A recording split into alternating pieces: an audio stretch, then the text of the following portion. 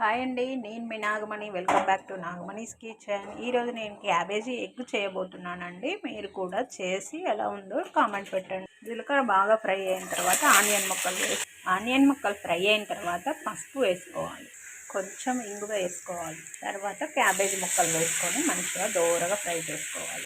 ఈ క్యాబేజీ ముక్కలు తొందరగా మగ్గిపోవాలంటే ఒక స్పూన్ వేసుకోండి సాల్ట్ ముక్కలు. ఈ క్యాబేజీ ముక్కలు మంచిగా దోరగా ఫ్రై అయ్యే వరకు మనం వెల్లుల్లి ప్రిపేర్ చేసుకుందాం. ఒక చిన్న వెల్లుల్లి గడ్డ అండి, ఒక 5-6 స్పూన్ల కారం. ఇవి ఇంకా ఫ్రై దూరగా కావాలండి. అలా కావాలంటే మనం ఇలా ఒక 5 నిమిషాలు మూత పెట్టుకొని మంచిగా ఉంచుకోవాలండి. ఒక 5 నిమిషాలు ఇలా సిమ్లో ఉడికించుకుంటే ముక్క మెత్తగా అయిపోతుంది, మంచిగా ఫ్రై కూడా అవుతుందండి. అయితే 2 ఎగ్స్ తీసుకున్నానండి. మీరు మీ ఆప్షన్, ఎక్కువ తినాలనుకుంటే ఎక్కువ వేసుకోవచ్చు.